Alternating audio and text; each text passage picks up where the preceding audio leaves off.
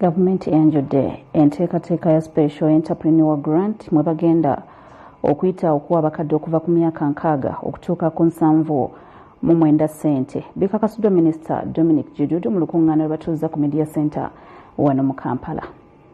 Gavumenti egenda kutandika okuwa abantu okuva ku myaka 6 okutuuka ku 79 ssente buli mwezi zibayambeko okwebeezaawo mu bulamu obwa bulijjo. Naye gavumenti yagezezaako ne Enterprenuer Grant egenda okutambulizibwa awamu n'eya Social Assistance Grant for Elderly ey'abakadde abali waggulu w'emyaka 8 nga bano bafuna emitwalo 2.5 buli mwezi. Council yaffe National Council ey'abakadde babadde balina budget ya milioni 7 yabongeddeko bilioni 1 ne milioni 7 kati ejja kubeera bilioni 2 ne milioni 4. Minisita w'abakadde mu ministry ey'ekikula ky'abantu Dominic Mafwabigidudu ng'asinziira mu lukungaana lw'abannamawulire ku Media Center mu Kampala agambye nti waliwo okusaba okw'okukendeeza ku myaka abakadde kwe batandikira okuweebwa ssente zino okuva ku myaka 4 n'okudda ku myaka 6 n'okwongera ku nsimbi ezibaweebwa n'abagumya nti enteeseganya zikyagenda mu maaso. 2023 mu 2024 bagenda okugira bagire batya bongere ku ssente zino oba bakendeeza emyaka oba bongere ku ssente. Omanyi bw'okendeeza emyaka kiraga nti bangi bayingiramu. Kati bw'otunula ku amount bw'obanga okendeezeeza emyaka bangi bayingiramu weetaaga ssente ate nnyingi okusingako z'obadde nazo.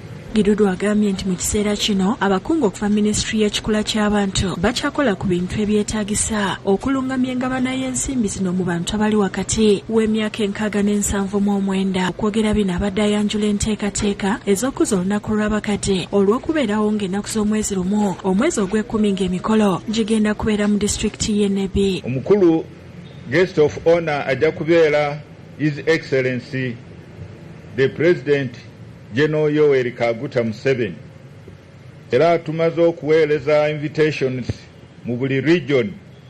Abanaaba n'obusobozi bajja kujja batwegatteko. Ono era alabudde abavubuka okomya okuyiganya abakadde baabwe nga babagobaganya ku ttaka. Okulaba nti abakadde batereera gye babeera. Naye naamwe abavubuka tubakubiriza nga naawe oli muvubuka mwe be bagira ki be batawanya abakadde. Mwefeeko mulabe nti namwe mujja kukaadiwa era ebintu bino byammwe kati bw'obyonoona kati tojja kubisanga. Ismail Nsubuga yakusakita ekkulire lino. Ebyo nga tubitadde ku bbali abanoonyiboobubudamu mu nkambi y'e Nyakabande abasoba mu mitwalo 10 gavumenti bawadde omwezi gumu okusenguka mu nkambi eno badde mu Nakivale gye babeera bafunira obuyambe. Bino byogeddwa Minisita omubeezi ow'ebigote biraze Nyakoni mu kubaganya ebirowoozo ku ngeri gye basobola okutereezaamu embeera z'Ababaundabunda. Uganda hosts the largest number of refugees on the continent. Gavumenti ewadde Ababaundabunda abali mu nkambi ya Nyakabande nsalesale wa mwezi gumu gwokka nga bamusa ekifo kino bagende mu nkambi y'e Nakivale gyegenda okusobola okubalabirira obulungi. We are giving them up to the 31st of October. That means a month from now.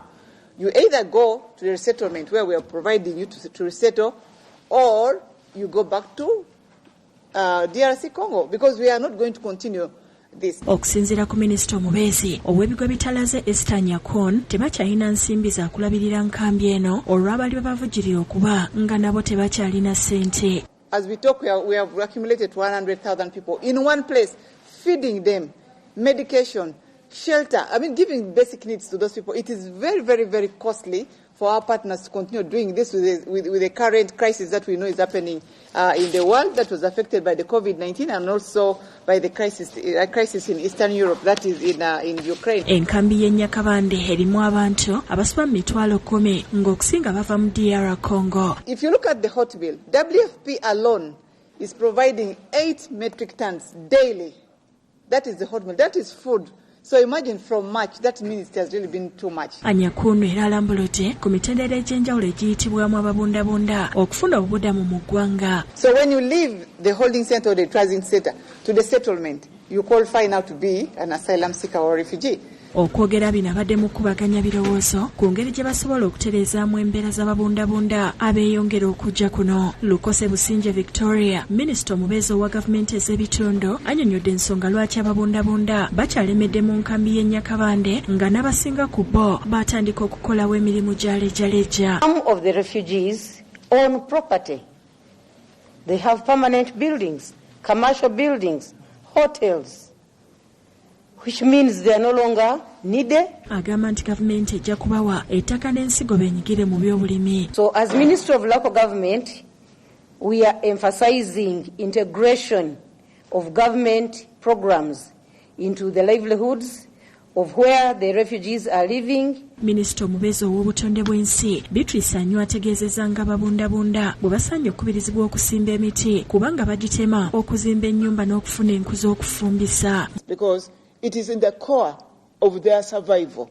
So as a ministry, as a country, we think we engage them in the restoration program which we have. Ye Matthew Crensil okuva mu UNHCR agamba nti beetegefu okuwa ababundabunda obuyambi singa bakkiriza okusengulwa. At the moment, we are spending about $500,000 just to maintain that center.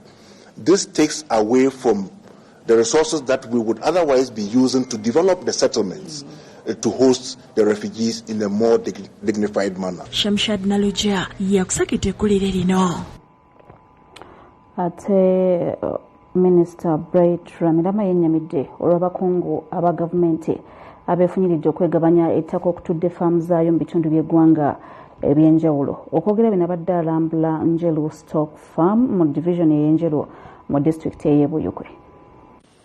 Minisita w'amagana Rwamirama yennyamidde olw'ekibba ttaka ekikudde ejjembe ku ttaka okutudde faamu za gavumenti era ng'okusinga agamba libbibwa bakungu ba gavumenti ate abandi badde balikuuma. N'abakozi abali batafaayo okugoba aba encroachers enamba naye tugikendeezeza tubagobi. N'olwekyo nsiima boodi okulaba nti abantu abatakuuma bintu bya gavumenti. Rwamirama okwogera bino abadde alambula Njeru Stock Farm mu division y'Enjeru mu district ey'e Buyikwe ategeezezza nti mu myaka ebiri basobodde okulwanyisa abantu abaze beesenza ku faamu za gavumenti ezisinga nga n'ey'Enjeru. Agamba ensonga ziri mu kkooti. Tulina Kasolwe, tulina Rusenke, tugenda Maruzi. Naye wano mpiseyo okukebera ekiri ku faamu wano kubanga tumaze banga tuli mu kkooti n'ababbi b'ettaka wano. Rwamirama asabye abantu mu bitundu bya Buganda Busoga ne Bukete okwettanira faamu eno baweebwe enkwaso z'ente ez'omulembe. So tulina breed nnungi wano. Nandisabye abantu bajje bayigireko ate bakozese faamu eno kubanga bayamba. Akulira faamu eno Karo Wabule amutegeezezza ng'ettaka lya faamu eno erisinga bwe lyegabanyizibwa abakungu ba gavumenti nga baakulayo ne sseŋŋenge abagiddukanya gwe baali baasiba. But on the 356, I think the major thing that I had to call ED about is even the 50 of it, somebody wanted to come and fence up here and they are threatening us. You know, there are guys who come here with the guns. Wabula agamba nti faamu eno eriko ente 212 embizi 41 wabula nga tebasobola kukolerako nga bwe bateekeddwa kubanga ettaka erisinga lyatwalibwa. We cannot do anything meaningful if we are not certain of our land. We can't bush clear, we can't fence because when we fence they keep removing the fence.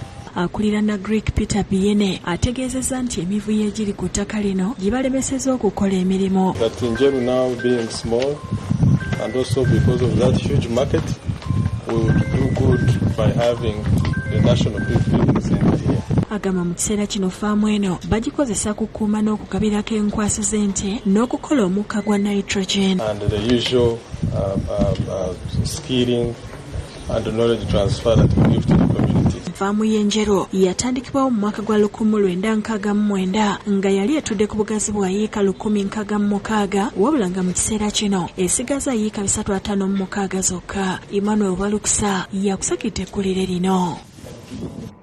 Olutendo olugatta disitulikiti y'e Kabalole ku Kyenjojo lubomose ne luleka abantu mu kitundu ekyo nga basobeddwa. Bagamba nti lututte ebbanga erisoba mwezi Mulamba nga ne beekubira endulumba ekikwatako tebafuna kuyambibwa kwonna.